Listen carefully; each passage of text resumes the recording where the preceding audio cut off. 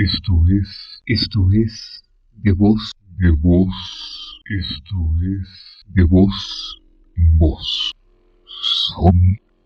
Sobe de voz en voz. Esto es de voz en voz. Y que tu voz resuene.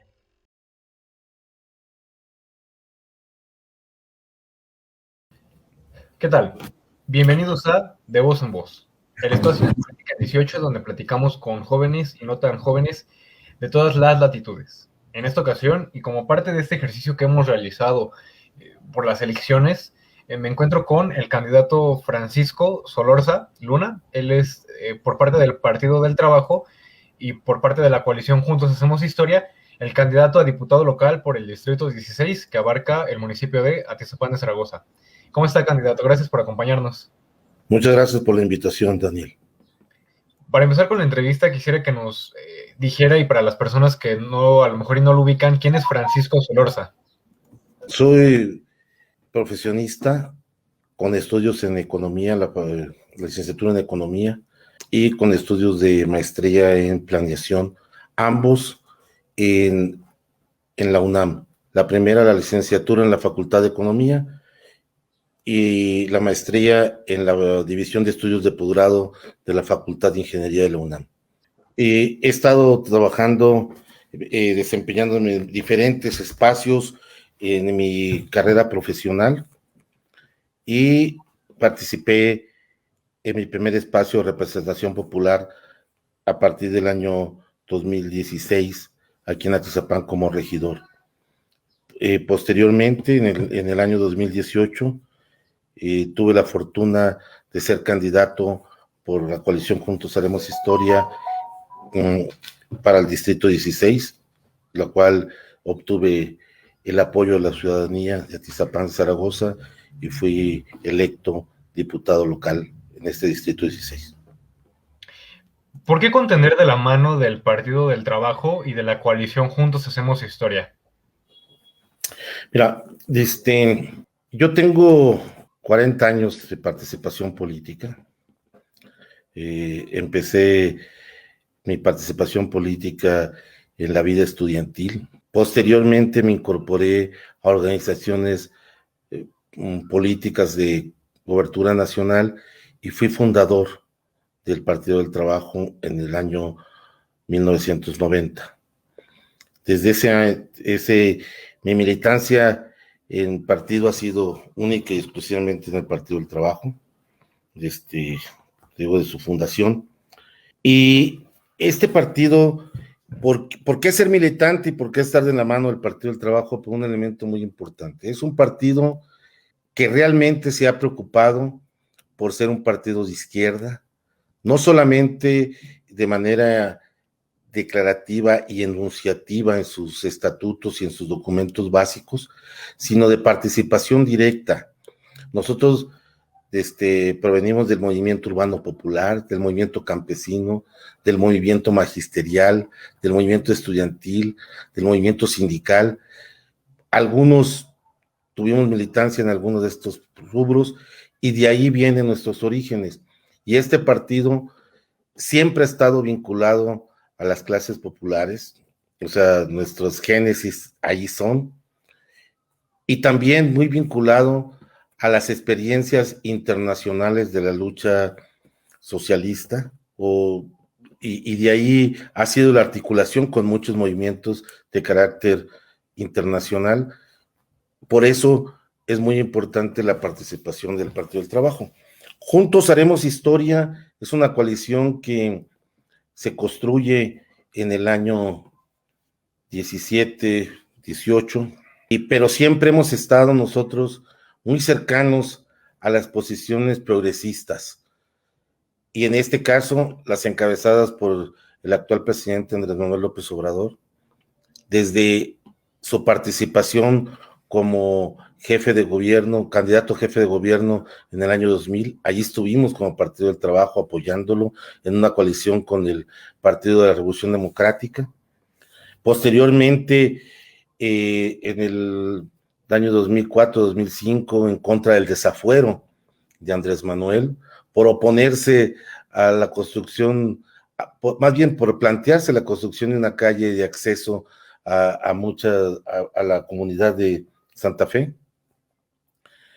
y que concluyó en la candidatura de Andrés Manuel en el 2006, también en el 2012 estuvimos y posteriormente a la creación de Morena, también estuvimos trabajando juntos, y hemos hoy, bueno, creado en el 2017-18 la coalición Juntos Haremos Historia, y hoy seguimos manteniéndola, no solamente en un proceso electoral, sino en un proceso de trabajo conjunto, una alianza legislativa, como se ha demostrado en el Congreso del Estado de México y como se ha demostrado también en el Congreso Federal, que en particular son los ámbitos que a nosotros nos toca dar respuesta. ¿Cambiaría algo del partido? Yo creo que sí, muchísimas cosas, porque todo escenario debe ser siempre mejorado, siempre tender, nunca estaremos alcanzando el óptimo, sino siempre tenemos que estar en una evolución constante, porque así son las entidades de participación social, siempre adecuándose a los momentos y teniendo una actitud constructiva y positiva hacia adelante. El partido tiene, como una institución compuesta por seres humanos, tiene sus errores y son perfectibles, y en eso debemos de avanzar, pero debe ser de manera colectiva, en consensos y construyendo unidad partidaria siempre. ¿Por qué buscar la reelección, candidato? Mira, yo creo que nosotros hemos dado pasos importantes en este periodo del año 18 a la fecha en nuestro quehacer legislativo. Sin embargo, tenemos que decirlo con mucha claridad, también hemos quedado cortos, porque el proceso requiere muchísimos cambios. Actualmente, el marco legislativo del Estado de México nosotros nos encontramos con un marco muy obsoleto, y que poco a poco hemos venido dando pasos hacia adelante, construyendo nuevas opciones legislativas para avanzar en beneficio de la sociedad. Y yo creo que todavía podemos construir más. Prueba de ello es que actualmente esta 60 legislatura se está construyendo un nuevo proceso constitucional para el Estado de México. Está en ciernes, no está acabado, pero vamos paso a paso avanzando, y yo creo que hoy se vuelve una necesidad importante darle un marco jurídico legislativo muy importante, de avanzada, que esté acorde a los momentos que se vive en nuestra sociedad, para beneficio de la población mexiquense. Candidato, usted que ya tuvo la oportunidad y que todavía se encuentra como diputado local, para las personas que no entienden qué es lo que hace un diputado local, qué funciones desempeña, qué sí puede hacer y qué no puede hacer, y a lo mejor y cuáles son sus diferencias con los diputados federales, ¿nos pudiera apoyar comentándonos qué es un diputado local y qué cosas puede hacer? Claro. Mira, nosotros tenemos, como te lo mencionaba, cada entidad, porque no es exclusivo pues del Estado de México, sino cada entidad federativa cuenta con su marco jurídico legislativo. Pero al mismo tiempo formamos parte del gran acuerdo nacional establecido en la Constitución mexicana, Constitución de los Estados Unidos mexicanos. Este es el marco federativo, pero cada uno tiene, dijéramos, y por eso se les denomina entidades libres y soberanas, y por ello cada uno tiene su aspecto. Por eso se tiene que trabajar en un proceso legislativo que no contravenga a lo emitido por el Congreso Federal, pero que al mismo tiempo caracterice los elementos de la entidad particularmente a la referida. En este caso, el Estado de México. Por ejemplo, nosotros tenemos pendientes de dictamen, ahorita en estos momentos, muchísimas iniciativas que modifican todo nuestro marco legal. El matrimonio igualitario, las prestaciones sociales para los trabajadores del sector público, tanto del Ejecutivo Estatal como de los municipios, como de los organismos autónomos y descentralizados. Todo estas son, dijéramos, ¿cuál es nuestra responsabilidad fundamental? Legislar. Esa es nuestra principal función. Por eso los diputados, nuestra competencia de funciones no está en temas de la seguridad pública de los municipios, no está en el tema de la pavimentación de calles, no está en la construcción de infraestructura municipal. Ahí estamos restringidos, incluso hasta para proponer la construcción de algunos entes que requieren infraestructura, requerimos hacerlo en convenio con los ayuntamientos, porque no es nuestra competencia. Pero sí es nuestra competencia, por ejemplo, y es una función clave, revisar que el ejercicio presupuestal de los municipios, del Poder Ejecutivo Estatal, de los organismos autónomos y los organismos descentralizados, que el uso de esos recursos públicos sean eficientes, sean eficaces y que no caigan en problemas de corrupción. Por eso, entre otras de estas actividades que hemos hecho en la actual la 60 legislatura, fue modificar las condiciones y particularidades en que se desarrollaba las funciones del órgano superior de fiscalización del Estado de México, el OSFE. Hoy estamos aplicando procesos que permitan revisar claramente las cuentas, el ejercicio de los recursos públicos y que estos no sean utilizados de manera discrecional y cayendo e incurriendo en actos de corrupción. Esa es la diferencia de lo que nos toca actuar como diputados y representantes de los ejecutivos municipales y estatales. Y que me imagino que no la tienen fácil por esta cuestión de la predominancia que ha tenido el partido tricolor, ¿no? Sobre todo en el Estado de México, esta preponderancia. La historia se convierte en mayoría. Y es por ello que se han transformado sustancialmente la forma de legislar.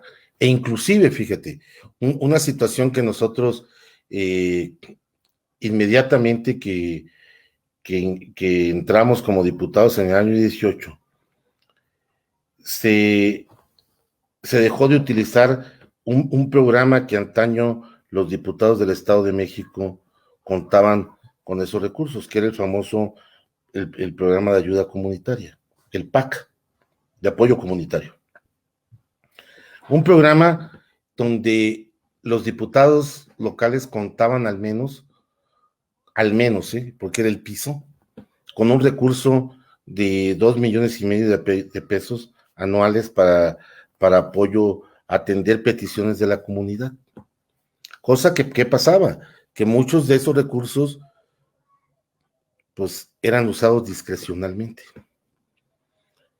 Producto de esa gran mayoría. Es más, fíjate, en el recurso en el año 18, cuando nosotros entramos en el mes de septiembre, o sea, habiendo transcurrido 8 meses, los diputados de las 59 legislaturas se lo habían agotado. Pues no les tocaba ni siquiera hacer uso completo, les tocaba una parte proporcional de los 8 meses. Nosotros entramos en septiembre y los diputados integrantes de la 59 legislatura lo habían agotado ese recurso. ¿Qué es lo que pasaba? Precisamente que se hacía un uso discrecional de una gran cantidad de recursos por funcionarios públicos, lo cual, precisamente, una de las grandes temas que esta coalición, Juntos Haremos Historia, enarboló en la campaña del año 18 y que hemos seguido manteniendo, que actuemos con transparencia, que actuemos, que los recursos públicos son para aplicarse en las necesidades públicas y no para el beneficio personal de los funcionarios, lo hemos venido haciendo de esta manera. Y por ello, el Congreso en esta 60 legislatura ha actuado en un proceso de una austeridad republicana, con mucho apego al tema. Dos preguntas, candidato. La primera, ¿conoce todo el municipio de Atizapán de Zaragoza? Y la segunda, ¿cuáles son sus principales retos? Mira, yo creo que hay muchos, lo conozco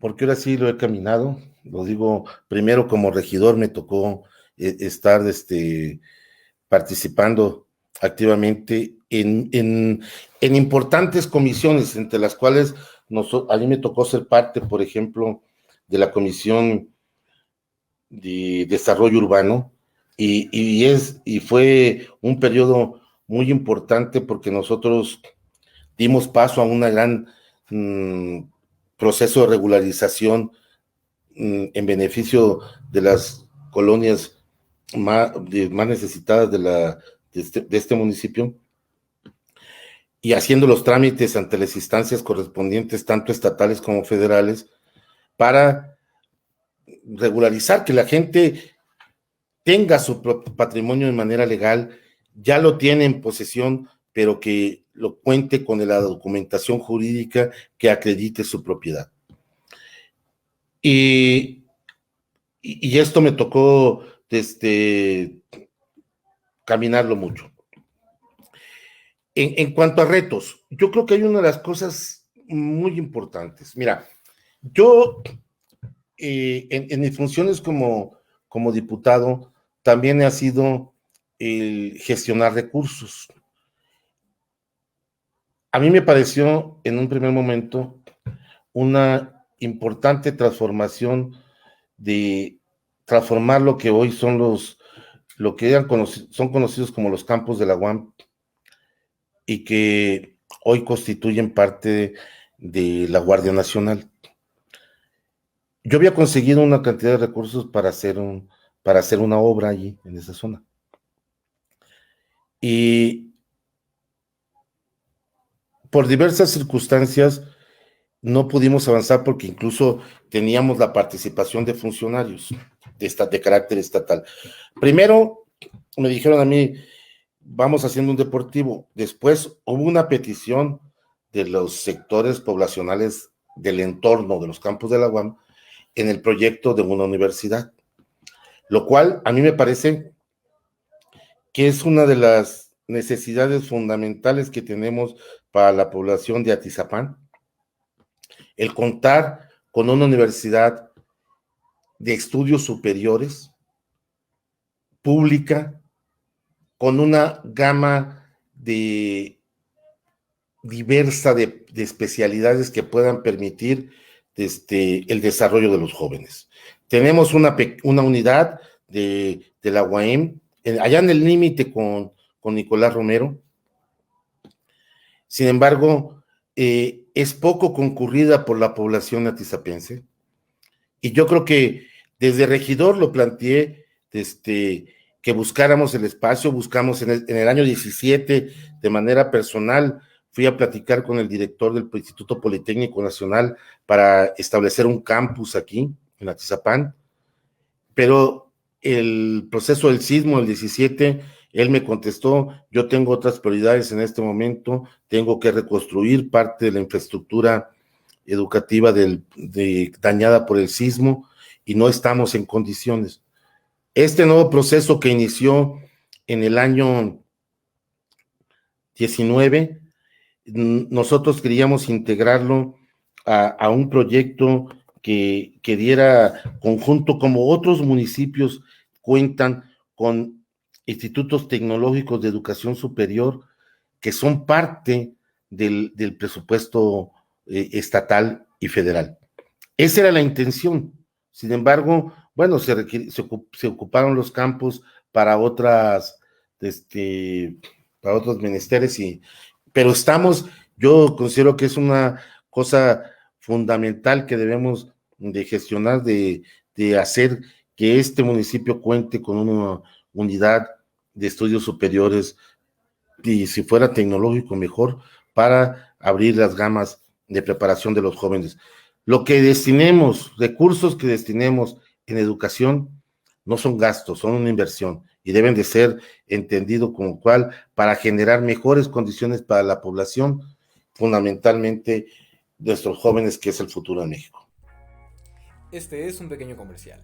En De Voz en Voz tenemos una serie de videos muy interesantes, incluyendo conversaciones con personas de otros países.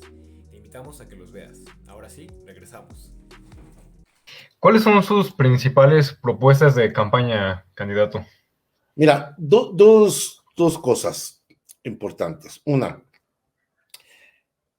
nosotros hemos mantenido mucho que tenemos que hacer partícipe al Ejecutivo Estatal, el Legislativo Estatal, en un proceso que permita rescatar la economía estatal. Tenemos que ponerle mucha atención y apoyar, fomentar la creación de empleos,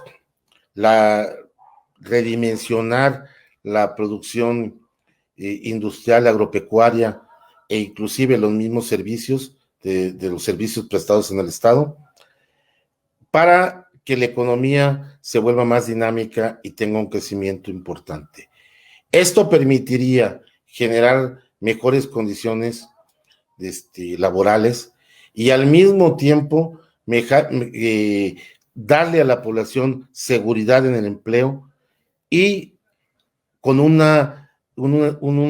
elemento fundamental, que tenga sus prestaciones presentes y de futuro. Me estoy refiriendo al desarrollo social, al beneficio de las prestaciones sociales, para que hoy los jóvenes vean escenario futuro promisorio. No es posible que hoy, en años pasados, los salarios tan reducidos hayan llevado a la gente a tener bajas pensiones, magras pensiones, porque en la contención salarial se convirtió en eso, y hoy una persona retirada, jubilado, no cuenta con las condiciones necesarias incluso para su reproducción material, producto de su pensión. Nosotros tenemos que tener una economía dinámica que garantice salarios adecuados para la población, presentes y futuros. Ese sería uno de los temas importantes que tenemos que apoyar, y en ello descansa mucho también que impulsemos el carácter de la economía social. No solamente dejar todo en manos del sector empresarial, sino impulsar los procesos organizativos productivos que permitan el desarrollo de una economía social bajo estructuras verdaderamente consolidadas de carácter jurídico, también productivo. Ese sería uno de los elementos importantes.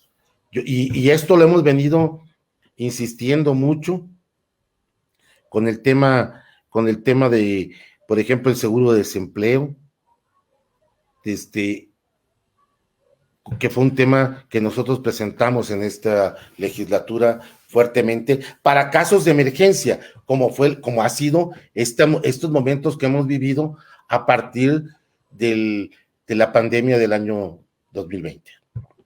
Esa sería una de las propuestas importantes que tendríamos que llevar, permitir que el Congreso mexiquense se convierta en un promotor y establecer leyes que fomenten la actividad productiva, porque no es una sola cuestión de buena fe, tenemos que regularizarlo en el marco legal. Otro elemento importante que nosotros tenemos que ver es cómo garantizar a la población el acceso a la educación.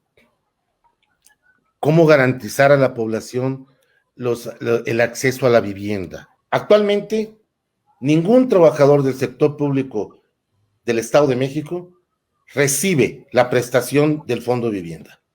Y esta prestación en el marco legal se establece que es el 5% del salario, cosa que todos los participantes anteriores en los congresos, y en su mayoría del PRI y del PAN en su momento, jamás reivindicaron esta lucha, porque está establecida en el marco legal federal desde el año 72 y no se ha hecho efectiva. Por eso, un maestro, un integrante del magisterio, que está en el sector de lo que se llamaba antes la educación del Estado, no recibe la prestación. Y un maestro que desarrolla iguales funciones, que está en el proceso federalizado, sí lo recibe.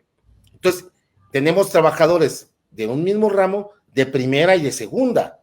¿Por qué? Porque nosotros, en los congresos anteriores, no se apoyó ese trabajo de que el trabajador del sector público mexiquense reciba su fondo de vivienda. ¿Quiénes hacen la política? ¿Quiénes qué, perdón? ¿Quiénes hacen la política? La política la hacemos todos los ciudadanos. Habemos algunos que participamos más activamente y otros pasivamente, pero el hecho deberíamos de estar realmente impulsando que todo ciudadano tuviese una participación política activa. ¿Por qué la gente debería votar por usted y por el partido y la coalición, candidato? ¿Cuál es nuestra propuesta más importante y por qué debemos ser opción? Porque ese es el escenario. Yo creo que, primero, nuestras propuestas del trabajo legislativo son fundamentalmente en beneficio de la población trabajadora y de los ciudadanos de menores ingresos. Ojo, pero no quiere decir que sea exclusivo. También hemos hecho actividades en fomento empresarial, no vamos a negarlo, y lo digo claro, no, tampoco estoy en oposición con ellos. Yo creo que nosotros debemos ser una opción porque estamos construyendo un México nuevo, un México y un Estado de México con garantías para toda la población, sin importar el estrato social al que pertenezcas. Quisiera saber cuál es su postura respecto a las agendas del medio ambiente, el aborto, la comunidad LGBTIQ+, respecto a la educación sexual y los pueblos originarios. Bueno, no importa el orden, te lo contesto. Yo no estoy a favor del aborto, pero sí estoy a favor de la interrupción legal del embarazo, que es un marco diferente. Vamos a decirlo, es una situación totalmente diferente. Estoy a favor de la interrupción legal del embarazo, bien establecido, con una recomendación médica y todo el proceso. Dijéramos, en la situación puntual de lo que hasta ahorita científicamente se ha establecido, que no incurre en riesgo de las 12 semanas, hasta las 12 semanas. Y creo que ese es el elemento. Hay múltiples embarazos no deseados, hay múltiples situaciones, productos incluso de violaciones y de situaciones en contra de la mujer, y yo estoy a favor de que si la persona lo decide, pueda hacer el proceso de interrupción legal del embarazo. Con respecto al tema de la comunidad LGBTIQ,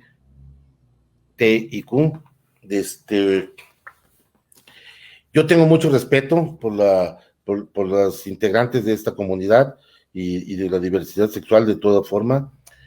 Yo creo que tienen que tener incluso un tema fundamental. Los matrimonios igualitarios debemos de aprobarlos, debemos de legislar a favor. Una persona debe ser libre de decidir con quién compartir su vida, cómo hacer todo su desarrollo personal. Y no podemos que una pareja que del mismo género, que tiene años viviendo juntos, no puedan, el momento de un problema de crisis, de término de vida de alguno de los integrantes, se quede totalmente desprotegida, cuando ha sido un patrimonio que en muchas ocasiones han construido juntos y totalmente debe ser respetado y avalado el tema. Podemos discutir otros temitas más adelante que están colateralmente ligados, pero tendremos que ser parte de los consensos entre la población para avanzar en ello. En cuanto a la educación, claro que comparto claramente que debe desarrollarse el concepto de la educación sexual, muchísimo. Es algo de los temas en que hemos quedado atrás. Fundamentalmente, mira, si tú revisas el país venía con un control natal muy importante a finales del siglo pasado. Los últimos 30 años se habían sido los indicadores del control de la natalidad iban bastante bien. Sin embargo, a inicios de este siglo, con el triunfo de los panistas y en su forma tan conservadora, le dimos al traste al problema del control natal y fue la explosión demográfica tan acelerada que hemos tenido. Prueba de ello es que la tasa de natalidad que estaba en el punto 1.2, 1.3, pasó de nueva cuenta al 1.9. Un control que se ha venido tardándose 20, 25 años, lo estamos a la borda en 8, 10 años. Y producto ¿de qué? De que nunca dimos una orientación adecuada, una educación adecuada en la vida sexual y fundamentalmente reproductiva a los jóvenes. Y es por ello que hoy tenemos una gran cantidad de embarazos en jóvenes no planeados, no deseados en este punto. Y con respecto al tema de los pueblos indígenas o pueblos originarios, este es un tema muy importante que nosotros tenemos que revisar. Afortunadamente, en el marco legislativo federal se han dado pasos importantes, porque es uno de los tantos temas que las administraciones pasadas enviaron al olvido. Enviaron al olvido, y no respetando, en muchos de los casos, la propiedad de estos pueblos originarios. Tenemos invasiones importantes que se llevaron a cabo a centros de cultura, a centros teológicos de estos pueblos originarios y que destruyeron incluso a grandes e importantes comunidades por la invasión o la depredación que se hizo sobre ellos. Y aquí lo empato con el tema ambiental. ¿Quiénes han sido los grandes vigilantes de los espacios ambientales en nuestro país? Fundamentalmente los pueblos originarios. Y nosotros no los hemos recompensado ni les hemos pagado ese beneficio. Al contrario, hemos sido depredadores y expropiatorios de sus derechos y de sus bienes. Entonces, yo creo que es algo que debemos de respetar mucho. Debemos de respetar mucho. La cultura, los pueblos originarios son bastante ricos en cultura. Y nosotros, en nuestro modelo de desarrollo económico, social, educacional, nos hemos apegado a un modelo que no es nuestro, a un modelo fundamentalmente importado, donde queremos ser siempre la saga de espacios como la reproducción norteamericana, sin ver que realmente en nuestros pueblos originarios hay una cultura tan rica y tan provechosa, pero fundamentalmente en gran concordancia con el medio ambiente.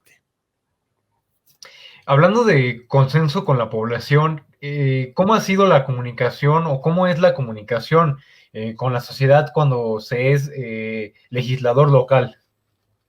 Mira, ahí yo he estado en una comunicación constante a visitas a las colonias, platicar qué es lo que estamos haciendo, cómo se está desarrollando el proceso en el espacio legislativo.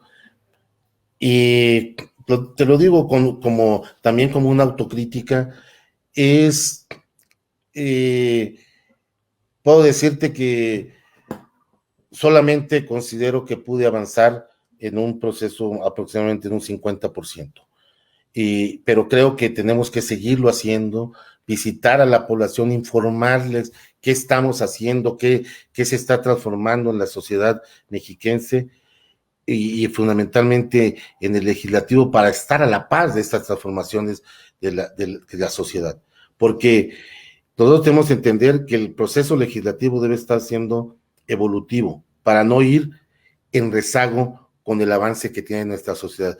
Desgraciadamente, en años anteriores, siempre el proceso legislativo llevaba un atraso de más de 20 años.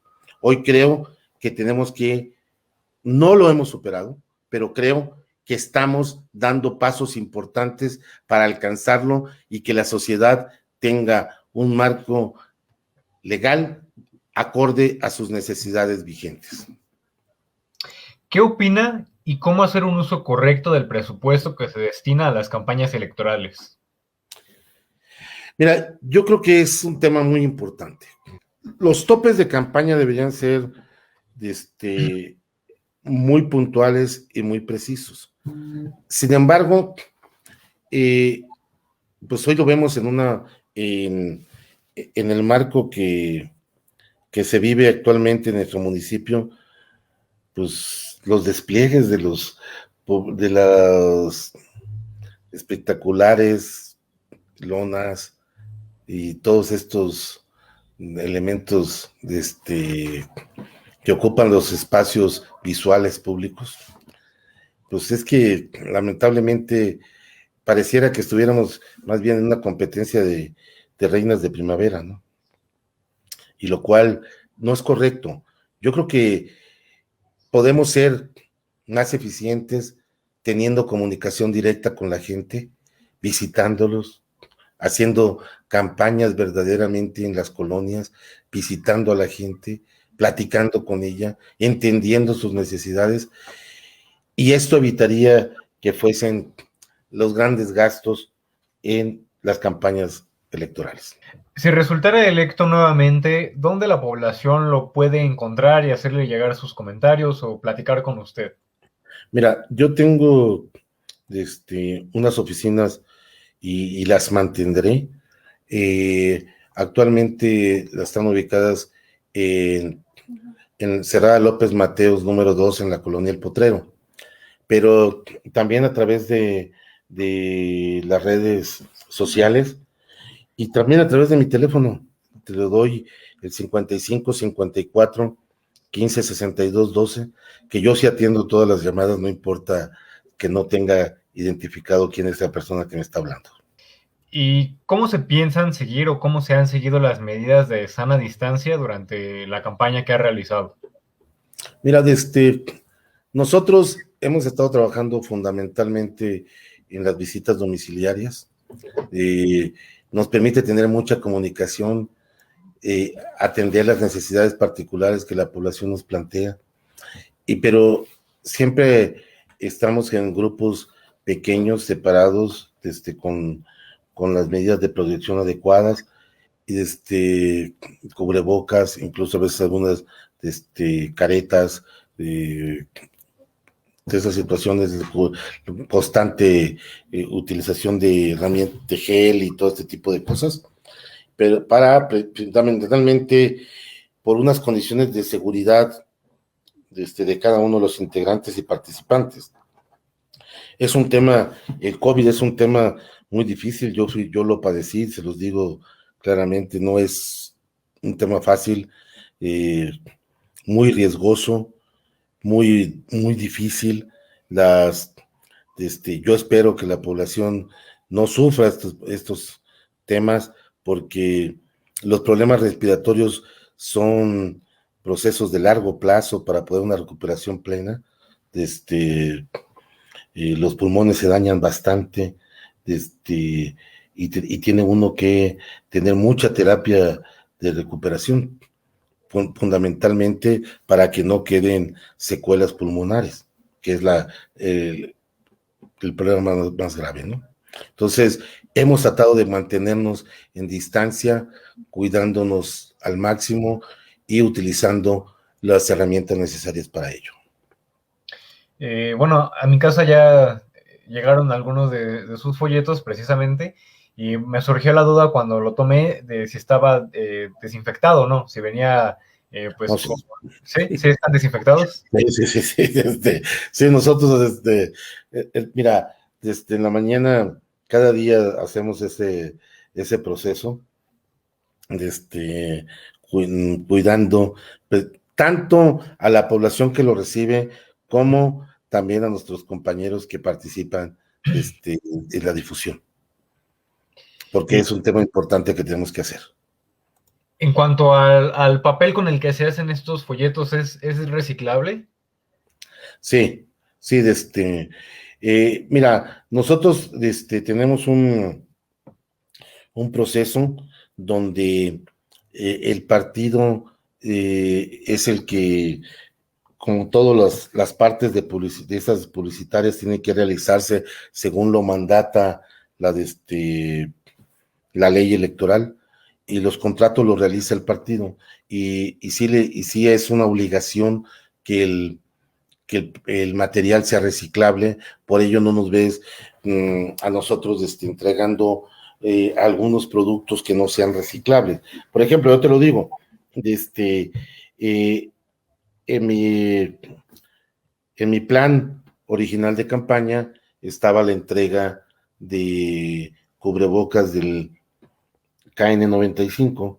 Sin embargo, precisamente por ser un material no reciclable, no se pueden entregar. Entonces, prescindimos de este material porque la ley lo impide. Entonces, tienen Para, que ser materiales reciclables. para finalizar, algo que quiere agregar. Mira, yo quiero agradecerte la oportunidad que nos das de difundir cuáles son nuestras propuestas y hacer un llamado a la población de Atizapán, invitándolos a hacer un voto reflexivo, y que nos comparen, que nos vean, por cuál somos importantes los integrantes de la coalición Juntos Haremos Historia, y claramente decir: somos diferentes, no somos lo que los otros partidos en antaño han venido realizando, sino estamos haciendo las cosas de manera diferente y en pro de la población. Al contrario, le agradecemos a usted por habernos regalado un poco de su tiempo para la entrevista. Pues muchas gracias, Daniel. Esté muy bien. Pues les agradecemos también a los que nos hayan acompañado a ver este video. También los invitamos a que vean todos los demás contenidos que tenemos, a que nos sigan en Política en 18 los sábados a las 8 de la noche. Esto ha sido De Voz en Voz, y que las voces de todos resuenen. Esto es de voz, esto es de voz en voz. Sobre de voz en voz. Esto es de voz en voz. Y que tu voz resuene.